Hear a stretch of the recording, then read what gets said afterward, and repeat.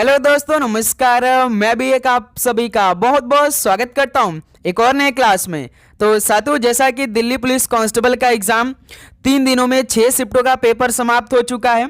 तो साथियों, जिस तरह से इन 6 शिफ्टों में GK, computer, current affair, reasoning और मैथ के सवाल देखने को मिला है, इस हिसाब से आने वाले शिफ्टों में किस तरह के सवाल पूछे जा सकते हैं, तो आज की इस क्लास में हम लोग कंप्लीट देखने वाले हैं।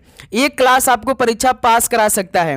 तो जिस तरह से दिल्ली पुलिस कांस्टेबल के पेपर में 18 दिसंबर को और 19 दिसंबर को सवाल देखने को मिला था GK, computer, current affair, reasoning और मैथ के, लेकिन साथियों जिस तरह से आज 20 दिसंबर की दोनों शिफ्टों में सवाल देखने को मिला था, तो कुछ अलग लेवल के सवाल देखने को मिला था। बहुत आसान आज के सभी शिफ्टों में सवाल पूछे गए थे। जिनकी तैयारी अच्छी होगी, समझिए वो कम से कम 80 प्लस तो स्कोर आराम से करेंगे। तो जिनका पेपर 21, 22, 23, 24, 25, 26, 27, 28 और 29 दिसंबर को होने वाले हैं, तो आज के 120 क्वेश्चन को आप बिना देखे अपने पेपर में नहीं बैठेंगे, क्योंकि अब आपके पेपर में ऐसे प्रश्न आ रहे हैं, बार बार इसी टाइप के प्रश्न पूछे आ रहे हैं। तो जिनका पेपर बाकी है, रट्टा मार लो भाई, परीक्षा पास करने वाला ये क्लास होने वाला है। ओके। और जिनका एग्जाम किस डेट को होने वाला वो कमेंट सेक्शन में आप जरूर बताइएगा, क्योंकि हर दिन का जो आपका पूरा शिफ्ट होता है उसके आधारित पर शाम को आपको लिए क्लास भी प्रोवाइड करें। सेम टू सेम उसी पेपर के आधार पर जो आपका डेली पेपर हो रहा है उसके आधार पर सारे क्वेश्चन को हम करवा रहे हैं काफ़ी अच्छी तरीके से। तो आज का ये क्लास अति महत्वपूर्ण रहने वाले हैं। ये क्लास आपका याद रखिए 6 शिफ्टों के आधारित पर होगा, प्लस लेवल वाइज होगा। जिस तरह से 18-19 दिसंबर को सवाल आए थे और आज 20 दिसंबर के शिफ्टों में सवाल पूछे गए थे, तो इसलिए भाई इस क्लास को बिना देखे आप अपने पेपर में नहीं बैठेंगे। इस क्लास को एक नज़र में आप कंप्लीट जरूर देखिएगा। ओके। तो चलिए बिना टाइम वेस्ट करते इस क्लास को स्टार्ट करते हैं। हम लोग एक एक क्वेश्चन काफ़ी अच्छी तरीके से तैयार करेंगे, ठीक है। तो पहला प्रश्न आपकी स्क्रीन पर, सुग्गी भारत के किस राज्य का एक प्रसिद्ध लोक नृत्य है? सुग्गी भारत के किस राज्य का एक प्रसिद्ध लोक नृत्य है? तो कर्नाटक राज्य का है। पहले का ऑप्शन है राइट आंसर है। नेक्स्ट अगला सवाल को देखेंगे, क्वेश्चन नंबर 2, सामुदायिक विकास कार्यक्रम किस पंचवर्षीय योजना के तहत था? सामुदायिक विकास कार्यक्रम ये किस पंचवर्षीय योजना के तहत था? तो ये पहली पंचवर्षीय योजना के तहत था। पहली पंचवर्षीय योजना 1951 में स्टार्ट हुआ था और 56 में समाप्त हो गया था। हर शिफ्ट में लगभग 4 से 5 सवाल पूछे आ रहे हैं पंचवर्षीय योजना से। ओके, ध्यान रखिएगा। चलिए क्वेश्चन नंबर 3 को देखेंगे। भारतीय संविधान का अनुच्छेद 243 के किससे संबंधित है? भारतीय संविधान का अनुच्छेद 243 के यह किससे संबंधित है? तो ये पंचायतों के चुनाव से संबंधित है। ऑप्शन सी बिल्कुल राइट आंसर है। अगला सवाल को देखेंगे, क्वेश्चन नंबर 4, पहला खेलो इंडिया विंटर गेम्स किस वर्ष आयोजित किया गया था? हर शिफ्ट में लगभग 4 से 6 सवाल केवल खेल से संबंधित सवाल पूछे जा रहे हैं आपके पेपर में। पहला खेलो इंडिया विंटर गेम्स किस वर्ष आयोजित किया गया था? तो 2020 में किया गया था। ध्यान रखिएगा। तो इस सवाल के बी ऑप्शन बिल्कुल राइट आंसर है। क्वेश्चन नंबर 5 देखेंगे, निम्नलिखित में से कौन सा राज्य फ्लोट फेस्टिवल मनाता है? कौन सा राज्य फ्लोट फेस्टिवल मनाता है? तो तमिलनाडु राज्य मनाता है। ऑप्शन है बिल्कुल राइट आंसर हो जाएंगे। नेक्स्ट अगला सवाल को देखेंगे, क्वेश्चन नंबर 6, निम्नलिखित में से किस वर्ष भारत में पहला रेडियो शो प्रसारित किया गया था? किस वर्ष में पहला रेडियो शो प्रसारित किया गया था भारत में? तो 1923 में किया गया था। तो ऑप्शन इस सवाल के राइट आंसर है। अगला सवाल को देखेंगे, क्वेश्चन नंबर 7 को, भारत ने किस वर्ष राष्ट्रमंडल खेलों की मेजबानी की थी? भारत ने किस वर्ष राष्ट्रमंडल खेलों की मेजबानी की थी? तो 2010 में की थी। तो इस सवाल के बी ऑप्शन राइट आंसर है। अगला सवाल को चेक करेंगे, क्वेश्चन नंबर 8, किस वर्ष पाकिस्तान ने कबड्डी सर्कल स्टाइल विश्व कप जीता था? किस वर्ष पाकिस्तान ने कबड्डी सर्कल स्टाइल विश्व कप जीता था? तो 2020 में जीता था। ध्यान दीजिएगा। तो सी ऑप्शन इस सवाल के राइट आंसर है। अगला सवाल को चेक करेंगे, क्वेश्चन नंबर 9 को, 2012 में ओलंपिक में लॉर्ड्स क्रिकेट ग्राउंड में कौन सी प्रतियोगिता आयोजित की गई थी? ये आपके आने वाले शिफ्ट के लिए मोस्ट इंपॉर्टेंट सवाल रहने वाले हैं। 2012 में ओलंपिक में लॉर्ड्स क्रिकेट ग्राउंड में कौन सा प्रतियोगिता आयोजित की गई थी? बताइए। तो तीरंदाजी यह खेल हुआ था भाई लॉर्ड्स क्रिकेट ग्राउंड में। ऑप्शन सी बिल्कुल राइट आंसर हो जाएंगे। लॉर्ड किस देश में यह ग्राउंड है? तो इंग्लैंड देश में है। ध्यान दीजिएगा आप लोग। क्वेश्चन नंबर 10 को चेक करेंगे। तो साथियों अभी तक इस पीडीएफ का बहुत ही बोलबाला रहने वाला आपके एग्जाम के लिए और हो भी चुका है। जिस तरह से जीके जीएस के और करंट अफेयर के पूरे 50 क्वेश्चन देखने को मिला है, 50 के 50 क्वेश्चन इसी पीडीएफ में मिल जा रहे हैं। रीजनिंग की तो बात ही छोड़ दी है, 25 के 25 क्वेश्चन इसी पीडीएफ में आपको मिल जाएंगे, जिनका एग्जाम 102 दिन बाद होने वाला है या आने वाले शिफ्ट में होने वाले हैं। तो इस पीडीएफ का आपको एक नज़र में जरूर पढ़ना है। ये पीडीएफ आपके लिए मात्र 50 रुपये हमने कर दिया एग्जाम के लिए, आपके बहुत कम बेनिफिट में रखकर इस पीडीएफ को हम आपको प्रोवाइड कर रहे हैं। इस नंबर पर आपको केवल मैसेज करना, ये पीडीएफ अपने पास मंगा लेना है। सबको ये पीडीएफ होना चाहिए सबके पास, इसके बिना समझिए आपका तैयारी अधूरा रहने वाला है।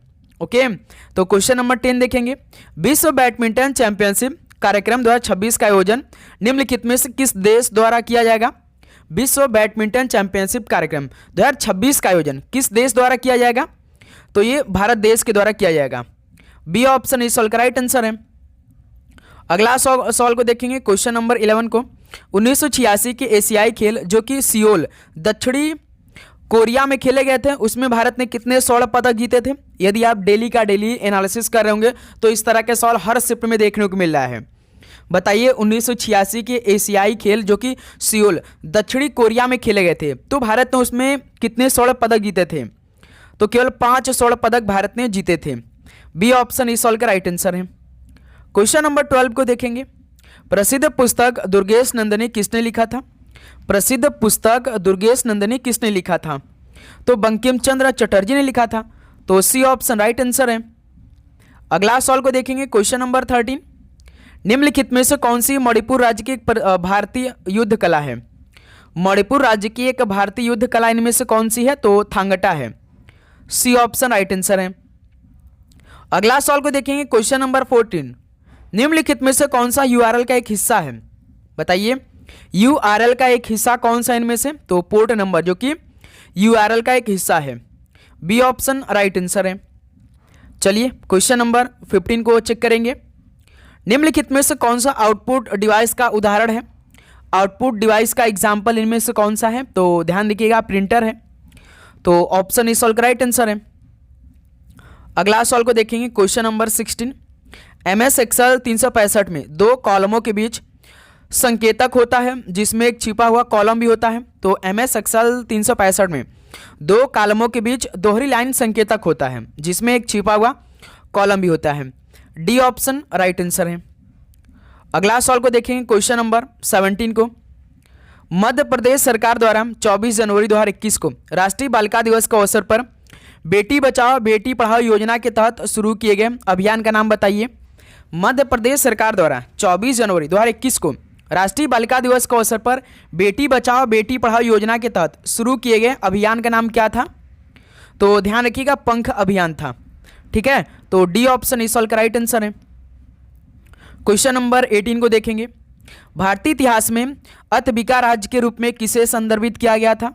भारतीय इतिहास में अतविका राज्य किसके रूप में संदर्भित किया गया था? तो इसे वन साम्राज्य के रूप में संदर्भित किए गए थे। तो सी ऑप्शन राइट आंसर है। नेक्स्ट अगला सवाल को हल करेंगे, क्वेश्चन नंबर 19 को। हर्षवर्धन के दरबारी कवि कौन थे? हर्षवर्धन के दरबारी कवि कौन थे? तो बाणभट्ट थे हर्षवर्धन के दरबारी कवि। तो सी ऑप्शन इस सवाल का राइट आंसर है। अगला सवाल को हल करेंगे, क्वेश्चन नंबर 20 को। निम्नलिखित में से कौन सा गुप्त शासक घटोत्कच का उत्तराधिकारी बना?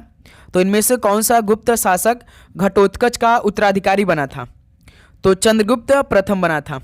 ठीक है, बी ऑप्शन इस सवाल के बिल्कुल राइट आंसर है। अगला सवाल को हल करेंगे, क्वेश्चन नंबर 21। चोल साम्राज्य में वेट्टी शब्द से ये किससे संबंधित है? यानी चोल साम्राज्य में वेट्टी शब्द यह किससे संबंधित है? तो जबरन श्रम से संबंधित है वेट्टी शब्द। ठीक है, तो सी ऑप्शन इस सवाल का राइट आंसर है। अगला सवाल कॉल करेंगे, क्वेश्चन नंबर 22। निम्नलिखित में से किस विश्वविद्यालय की स्थापना पाल शासकों ने की थी? किस विश्वविद्यालय की स्थापना पाल शासकों ने की थी? तो विक्रमशिला विश्वविद्यालय की स्थापना पाल शासकों ने की थी। ऑप्शन ए बिल्कुल राइट आंसर है। नेक्स्ट अगला सवाल कॉल करेंगे, क्वेश्चन नंबर 23। मृच्छकटिका नाटक निम्नलिखित में से किसने लिखा था? मृच्छकटिका नाटक किसने लिखा था? तो भाई शूद्रक ने लिखा था। सी ऑप्शन राइट आंसर है। अगला सवाल को हल करेंगे क्वेश्चन नंबर 24 को। किस प्रसिद्ध शासक को द्वितीय अशोक के नाम से जाना जाता था? किस प्रसिद्ध शासक को द्वितीय अशोक के नाम से जाना जाता था? तो कनिष्क को द्वितीय अशोक के नाम से जाना जाता था। डी ऑप्शन बिल्कुल राइट आंसर है। अगला सवाल कॉल करेंगे क्वेश्चन नंबर 25 को। मोहम्मद बिन तुगलक के सिंहासन का उत्तराधिकारी निम्नलिखित में से कौन था?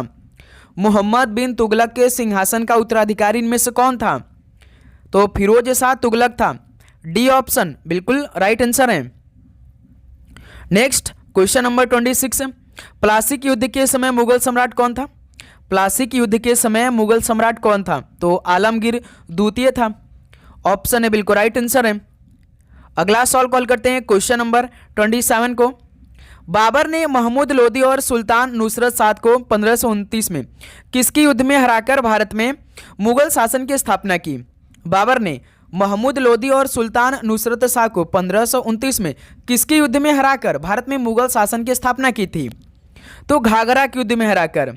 ऑप्शन से बिल्कुल राइट आंसर है। अगला सवाल कॉल करिए क्वेश्चन नंबर 28 को। मिर्जा कामरान किस मुगल सम्राट का भाई था? मिर्जा कामरान किस मुगल सम्राट का भाई था? तो हुमायूं का भाई था। ऑप्शन है बिल्कुल राइट आंसर है।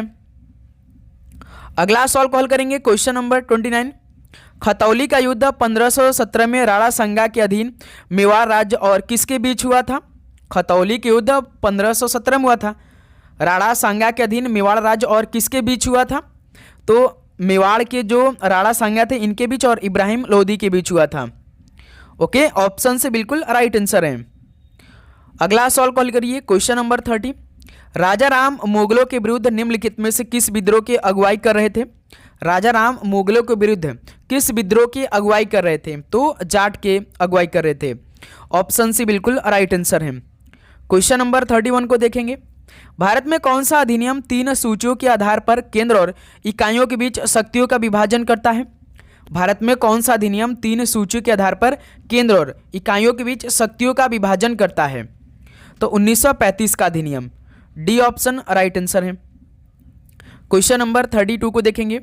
लॉर्ड कॉर्नवालिस ने अस्थायी बंदोबस्त प्रणाली की शुरुआत कहाँ से की थी? तो लॉर्ड कॉर्नवालिस ने अस्थायी बंदोबस्त प्रणाली की शुरुआत की थी, लेकिन कहाँ से किया था, किस राज्य से किया था? तो ध्यान रखिएगा, एक बंगाल से किया था और एक बिहार से किया था।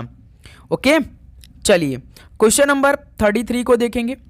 1942 में ब्रिटिश सरकार ने भारत में कौन सा मिशन भेजा था? 1942 में ब्रिटिश सरकार ने भारत में कौन सा मिशन भेजा था? तो क्रिप्स मिशन भेजा था। ओके, नेक्स्ट अगला सवाल कॉल करिए क्वेश्चन नंबर 34। मित्र मेला किसके द्वारा स्थापित एक क्रांतिकारी संगठन था? मित्र मेला किसके द्वारा स्थापित एक क्रांतिकारी संगठन था? तो विनायक सावरकर द्वारा स्थापित एक क्रांतिकारी संगठन था मित्र मेला। तो इस सवाल के सी ऑप्शन राइट आंसर है। क्वेश्चन नंबर 35 को हल करिए। तो राजा राम मोहन राय की पुस्तक गिफ्ट टू मोनोथिस्ट मूल रूप से किस भाषा में लिखी गई थी? राजा राम मोहन राय की पुस्तक गिफ्ट टू मोनोथिस्ट मूल रूप से किस भाषा में लिखी गई थी? तो यह फारसी भाषा में लिखी गई थी। बी ऑप्शन इस सवाल का बिल्कुल राइट आंसर है। अगला सवाल कॉल करिए क्वेश्चन नंबर 36। कुका विद्रोह की शुरुआत निम्नलिखित में से किसने की थी? कुका विद्रोह की शुरुआत किसने की थी? तो सतगुरु राम सिंह ने की थी। तो इस सवाल के डी ऑप्शन बिल्कुल राइट आंसर हो जाएंगे।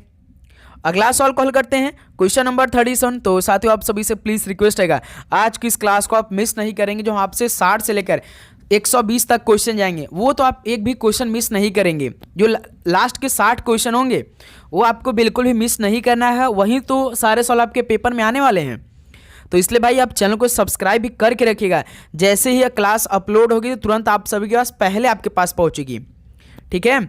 भारतीय संविधान में मौलिक अधिकार निम्नलिखित में से किस देश के अधिकार पत्र से प्रेरित है? भारतीय संविधान में मौलिक अधिकार किस देश के अधिकार पत्र से प्रेरित है? तो ये यूएसए देश से प्रेरित है। डी ऑप्शन बिल्कुल राइट आंसर है।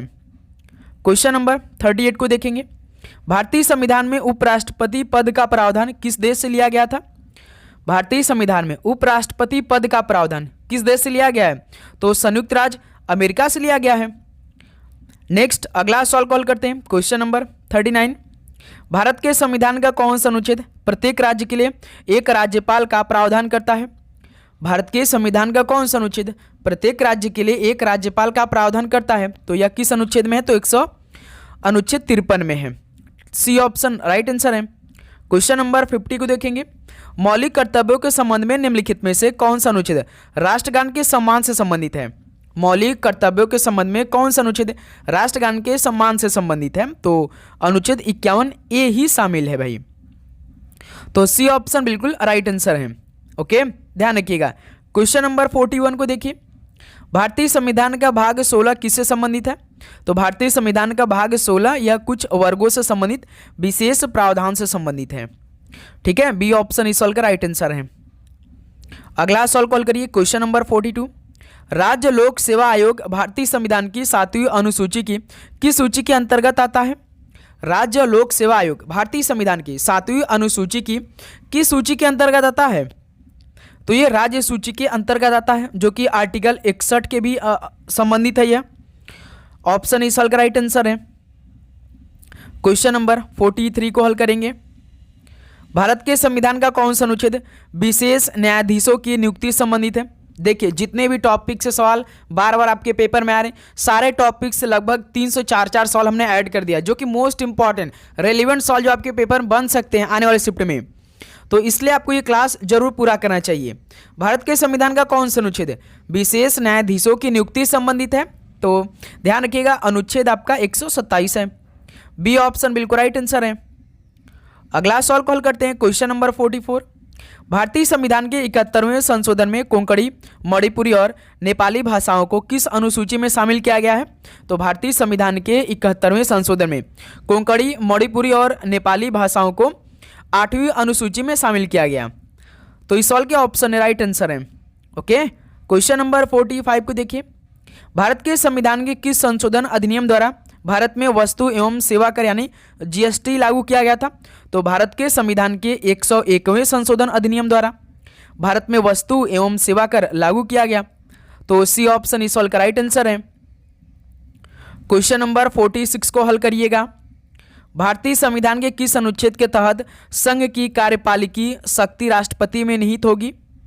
भारतीय संविधान के किस अनुच्छेद के तहत संघ की कार्यपालिकीय शक्ति राष्ट्रपति में निहित होगी? तो ये अनुच्छेद 53 में है। ऑप्शन से बिल्कुल राइट आंसर हो जाएंगे। क्वेश्चन नंबर 47 को हल करेंगे। केंद्रीय बजट 2023-24 में अमृत पीढ़ी का संबंध किससे है? केंद्रीय बजट 2023-24 में जो अमृत पीढ़ी था, यह किससे संबंधित था? तो युवा शक्ति से संबंधित था।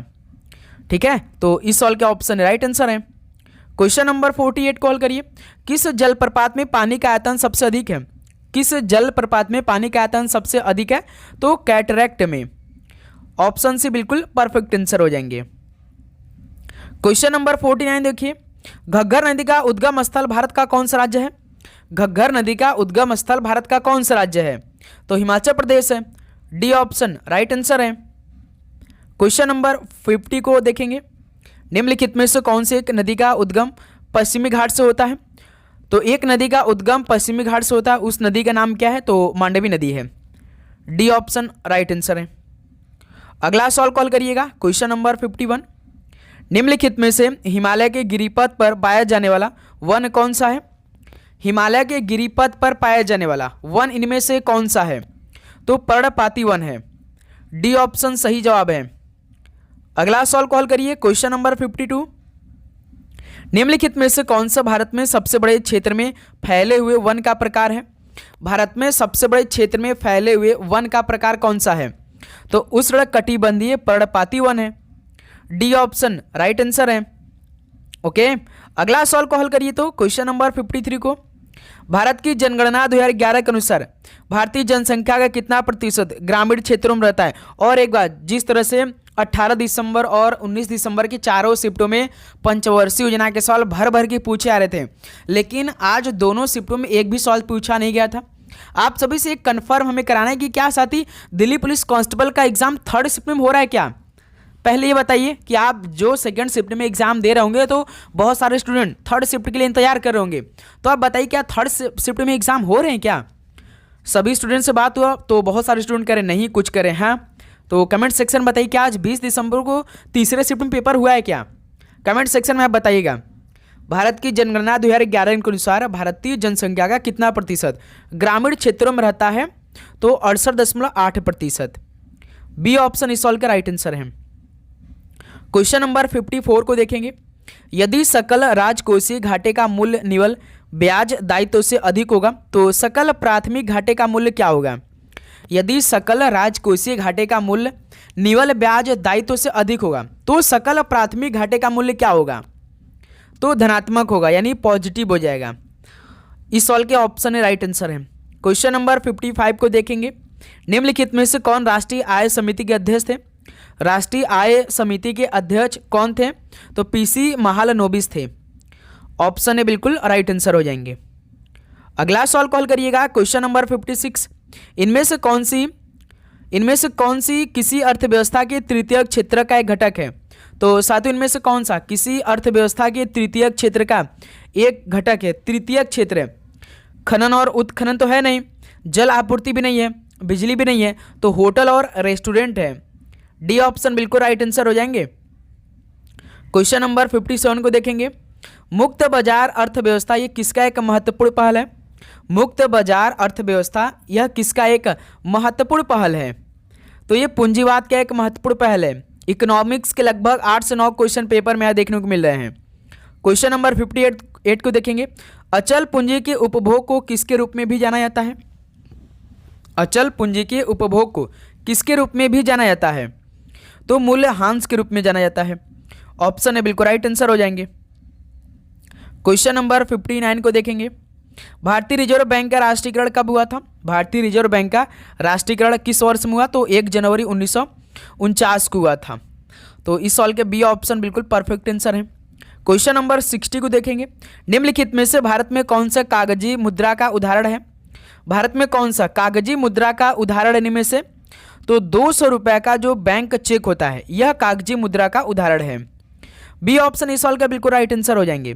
ठीक है, और साथ ही आप लोग अपना एग्जाम डेट कमेंट सेक्शन में बताना नहीं भूलिएगा। ठीक है। ऑस्ट्रेलियन ओपन 2025 में पुरुष एकल खिताब विजेता जेनिक सिनर ने किसे हराया था?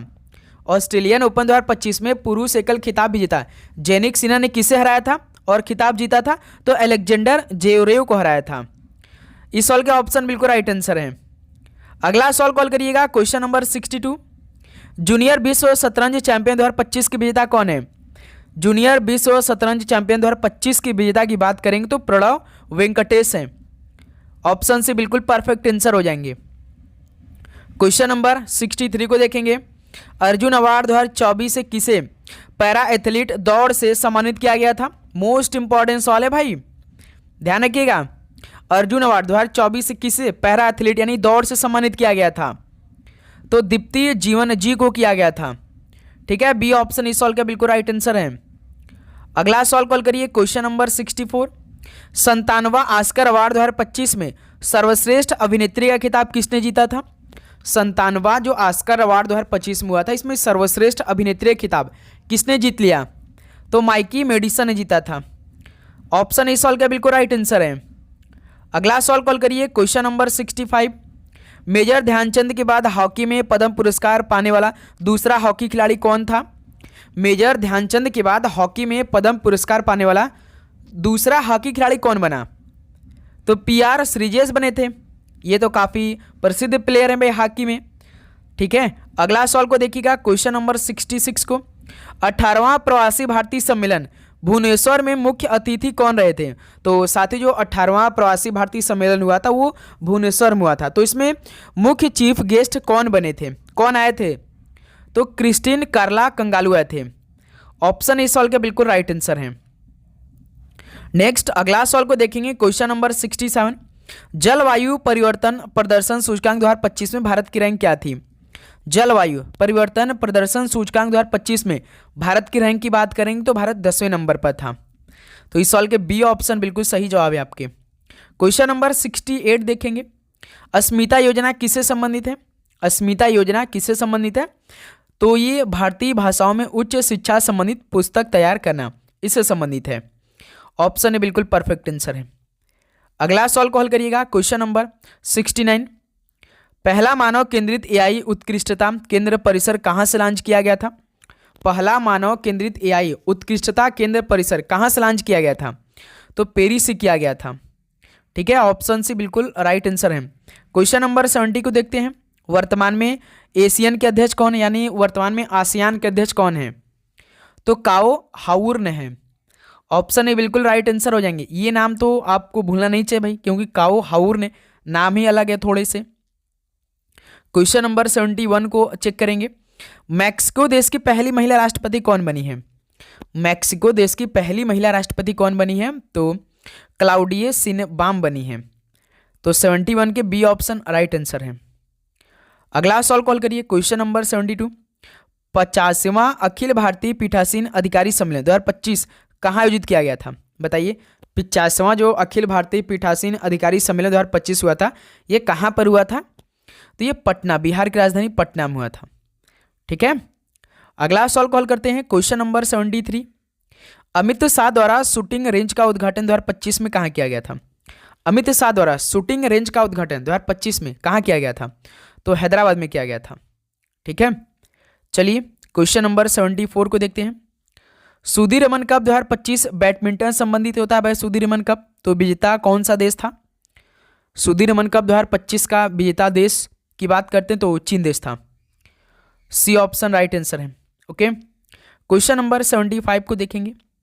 पीएम मोदी ने आचार्य कौशल विकास योजना किस राज्य में शुरू की है?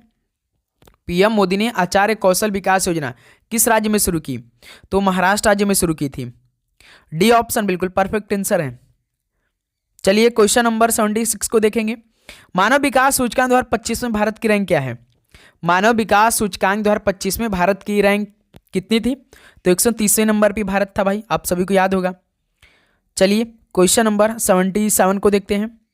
वर्ष 2025 को सुधारों का वर्ष किस मंत्रालय द्वारा घोषित किया गया? ये इंपॉर्टेंट सवाल बनेंगे, ध्यान रखिएगा। वर्ष 2025 को सुधारों का वर्ष किस मंत्रालय द्वारा यह अनाउंस किया गया? तो रक्षा मंत्रालय द्वारा अनाउंस किया गया था। अगला सवाल कॉल करते हैं। Question number 78। Global hunger index 2025 में भारत की रैंक क्या है? ग्लोबल हंगर इंडेक्स 2025 में भारत की रैंक 102 नंबर थी। ओके, अगला सवाल कॉल करते हैं। Question number 79। अंतर्राष्ट्रीय Booker award 2025 heart lamp Kannada उपन्यास के लिए किसे मिला है? तो अंतर्राष्ट्रीय Booker award 2025 heart lamp Kannada उपन्यास के लिए बानू मुश्ताक को मिला है। ऑप्शन इस साल के बिल्कुल परफेक्ट आंसर है। चलिए क्वेश्चन नंबर 80 को देखेंगे। 2025 में निम्नलिखित में से किसने इंडिया एआई लॉन्च किया? तो 2025 में किसने इंडिया एआई लॉन्च किया है? तो केंद्रीय आईटी मंत्री ने लॉन्च किया है। ऑप्शन से बिल्कुल परफेक्ट आंसर हो जाएंगे। क्वेश्चन नंबर 81 को चेक करेंगे। विश्व मुक्केबाजी कप 2025 में स्वर्ण पदक जीतने वाले पहले भारतीय मुक्केबाज कौन है? विश्व मुक्केबाजी कप 2025 में स्वर्ण पदक जीतने वाले पहले भारतीय मुक्केबाज कौन बने हैं? तो ध्यान रखिएगा, हितेश गुलिया बने हैं। बी ऑप्शन बिल्कुल राइट आंसर हो जाएंगे। क्वेश्चन नंबर 82 को हल करेंगे। अप्रैल 2025 में भारत और इटली ने निम्नलिखित में से किस क्षेत्र में सहयोग बढ़ाकर अपनी रणनीतिक साझेदारी को मजबूत किया? अप्रैल 2025 में भारत और इटली ने किस क्षेत्र में सहयोग बढ़ाकर अपनी रणनीतिक साझेदारी को मजबूत किया? तो व्यापार, अच्छा, स्वच्छ ऊर्जा और कनेक्टिविटी, इसको बढ़ाकर मजबूत किया है। ऑप्शन सी बिल्कुल राइट आंसर है। अगला सवाल कॉल करते हैं। Question number 83। 24 फरवरी से 28 फरवरी तक मनाए गए वित्तीय साक्षरता सप्ताह 2025 की थीम क्या थी?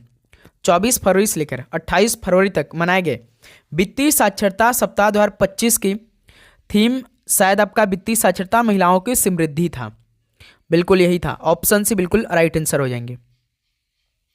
क्वेश्चन नंबर 84 को देखेंगे। नवंबर 2024 में 55वें भारतीय अंतर्राष्ट्रीय फिल्म महोत्सव की मेजबानी किस शहर ने की थी?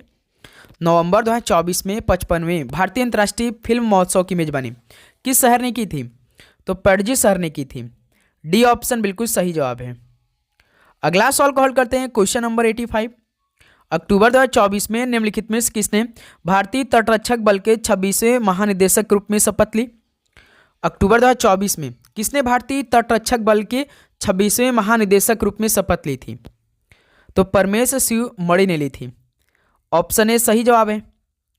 अगला सवाल को चेक करिए। Question number 86। Space x mission 2025 का नाम क्या है जो अंतरिक्ष यात्रियों को सीधे पृथ्वी के ध्रुवीय क्षेत्रों पर ले जाएगा? स्पेस एक्स मिशन 2025 का नाम क्या है, जो अंतरिक्ष यात्रियों को सीधे पृथ्वी के ध्रुवीय क्षेत्रों पर ले जाएगा? तो भाई फ्रेम 2 है नाम। डी ऑप्शन सही जवाब है। क्वेश्चन नंबर 87 को देखेंगे। 2024 में भारतीय सेमीकंडक्टर मिशन के तहत भारत के पहले वाणिज्यिक सेमीकंडक्टर निर्माण संयंत्र की स्थापना के लिए किस राज्य का चयन किया गया? 2024 में भारतीय सेमीकंडक्टर मिशन के तहत भारत के पहले वाणिज्यिक सेमीकंडक्टर निर्माण संयंत्र की स्थापना के किस राज्य का चयन किया गया था? तो गुजरात राज्य का चयन किया गया था। ठीक है, डी ऑप्शन राइट आंसर है। क्वेश्चन नंबर 88 को देखेंगे। कौन सा देश 2025 फीफा क्लब विश्व कप की मेजबानी करेगा, जिसमें दुनिया भर के शीर्ष फुटबॉल क्लब भाग लेंगे? कौन सा देश 2025 फीफा क्लब विश्व कप की मेजबानी करेगा, जो कि दुनिया भर के शीर्ष फुटबॉल क्लब भाग लेंगे? तो संयुक्त राज्य अमेरिका कर चुका है भाई। ऑप्शन सी राइट आंसर है। क्वेश्चन नंबर 89 को हल करिए। जनवरी 2025 में इसरो के 2025 के आगामी मिशनों पर उच्च स्तरीय समीक्षा बैठक की अध्यक्षता किसने की? आने वाले शिफ्ट के लिए इंपॉर्टेंट सवाल बनेंगे। जनवरी 2025 में इसरो के आगामी मिशनों पर उच्च स्तरीय समीक्षा बैठक की अध्यक्षता डॉक्टर जितेंद्र सिंह ने की थी। बी ऑप्शन बिल्कुल सही जवाब है। ओके, चलिए दोस्त क्वेश्चन नंबर 90 को हल करिए। निम्नलिखित में से किस शहर ने नवंबर 2024 में यूरोपियन पॉलिटिकल कम्युनिटी समिट की मेजबानी की? किस शहर ने नवंबर 2024 में यूरोपियन पॉलिटिकल कम्युनिटी समिट की मेजबानी की थी? तो बुडापेस्ट ने की थी।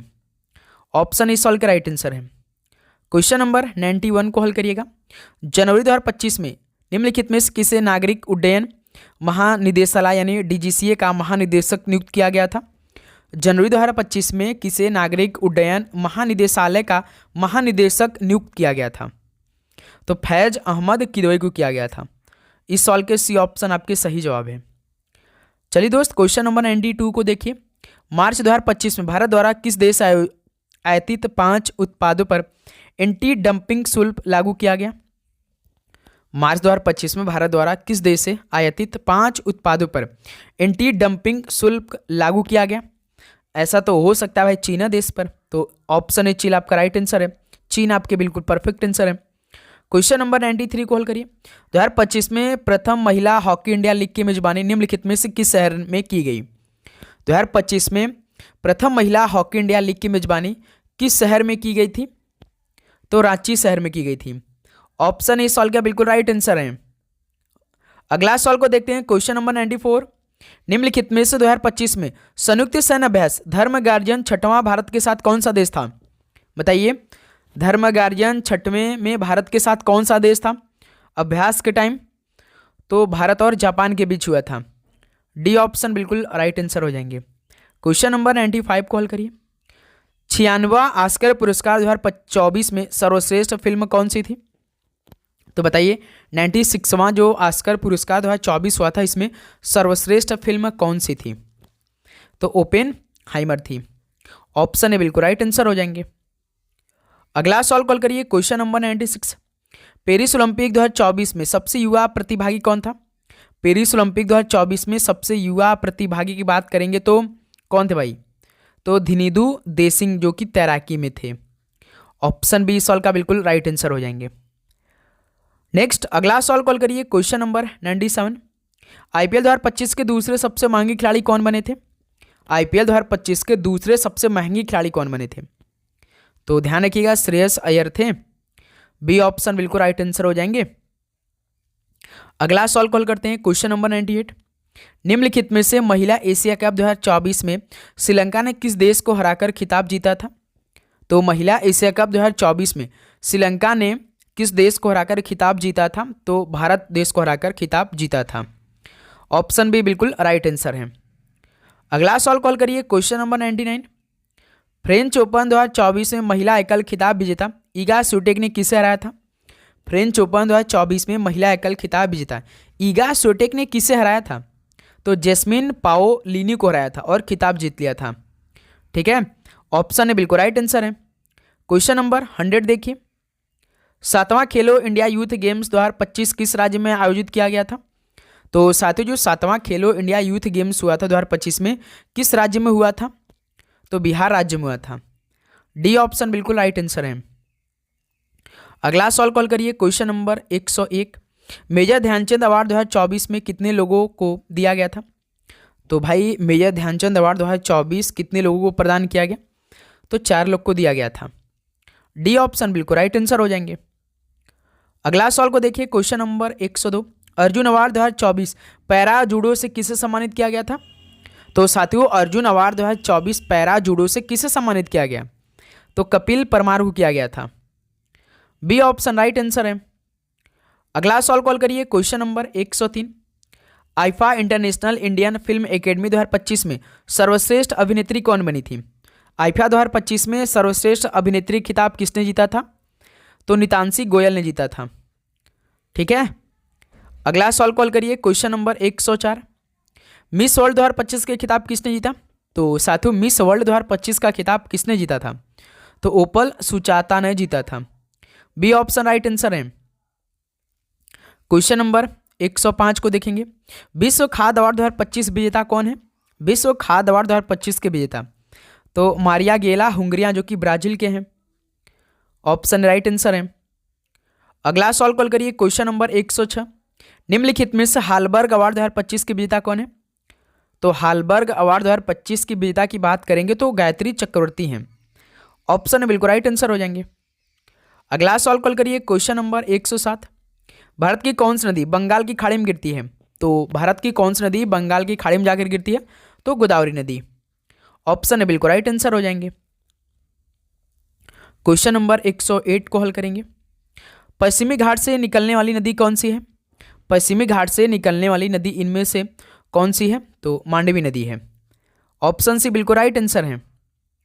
अगला सवाल कॉल करिएगा क्वेश्चन नंबर 109।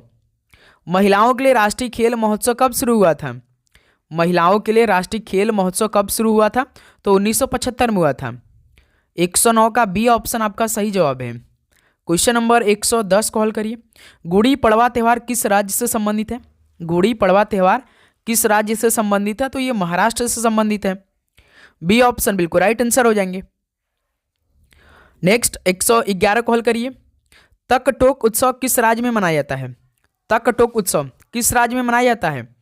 तो लद्दाख राज्य में मनाया जाता है तकटोक उत्सव। डी ऑप्शन बिल्कुल राइट आंसर हो जाएंगे। तो साथियों इतना अंत तक साथ देने के लिए आपका बहुत बहुत धन्यवाद। जिनका पेपर आने वाले शिफ्टों में है वो डेली क्लास इसी तरह करेंगे। कल सुबह भी आपको हम 9 बजे पूरे पेपर का सोल्यूशन करवाएंगे।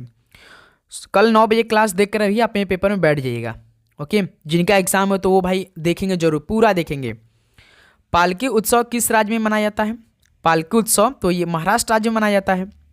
बी ऑप्शन बिल्कुल राइट आंसर हो जाएंगे। अगला सवाल को चेक करिए तो 113 नंबर को। मड़ई त्यौहार किस राज्य में मनाया जाता है? मड़ई त्यौहार तो छत्तीसगढ़ राज्य में मनाया जाता है। ऑप्शन बिल्कुल राइट आंसर है। क्वेश्चन नंबर 114 को हल करेंगे। गैर नृत्य किस राज्य से संबंधित है? गैर नृत्य किस राज्य से संबंधित है? तो राजस्थान से संबंधित है। ऑप्शन से बिल्कुल राइट आंसर हो जाएंगे। अगला सवाल कॉल करिए क्वेश्चन नंबर 115। कौन सा नृत्य रूप एकाहारिक रूप में वर्गीकृत है? तो इनमें से कौन सा नृत्य रूप एकाहारिक रूप में वर्गीकृत है? तो भरतनाट्यम है। डी ऑप्शन बिल्कुल राइट आंसर हो जाएंगे। अगला सवाल कॉल करिए क्वेश्चन नंबर 116। सत्रिया का एक अभिनय नाट किसे कहा जाता है?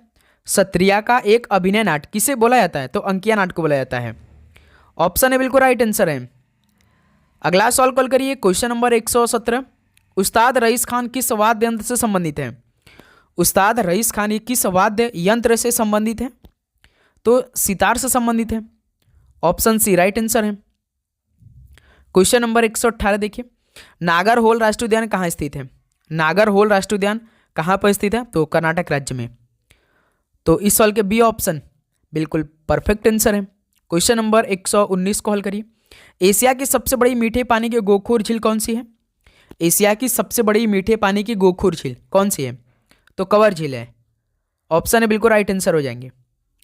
चलिए दोस्त लास्ट क्वेश्चन हल करेंगे। भारतीय बीमा नियामक एवं विकास प्राधिकरण की स्थापना किस वर्ष की गई थी? भारतीय बीमा नियामक एवं विकास प्राधिकरण की स्थापना किस वर्ष में की गई? तो 1999 में की गई थी। बी ऑप्शन इस सवाल का राइट आंसर है। तो साथियों फाइनली आपकी आने वाले शिफ्टों के लिए टोटल 120 क्वेश्चन हमने करा दिया है, जो कि डेली का डेली जो आपका पूरा शिफ्ट हो रहा है उसके आधारित पर शाम में आपको 7 बजे क्लास प्रोवाइड करें। तो इस क्लास के बिना आप अपने पेपर में एक भी दिन नहीं बैठेंगे। डेली आपको क्लास होगा, जिनका एग्जाम आने वाले शिफ्ट में होगा वो शाम के 7 बजे क्लास को ज्वाइन करेंगे। तो आप चैनल को सब्सक्राइब करने के बाद नोटिफिकेशन को ऑन कर लेंगे तो आपके पास तुरंत सबसे पहले वीडियो जाएगा। ओके, और आप लोग अपना एग्जाम डेट भी कमेंट सेक्शन बता दीजिएगा, और जो PDF हमने आपको अवेलेबल करने के लिए बोला है वो भी ले लीजिएगा आप लोग, ठीक है। तो साथ ही अपना रिवीजन करते रहिए, मैथ में और रीजनिंग में पूरा बेसिक क्लियर करिए, बिल्कुल आसान सवाल देखने को मिल रहा है, ठीक है। और किसी प्रकार का डाउट है कमेंट सेक्शन में आप जरूर बताइएगा, और आप चैनल को जरूर सब्सक्राइब कर ही लेंगे।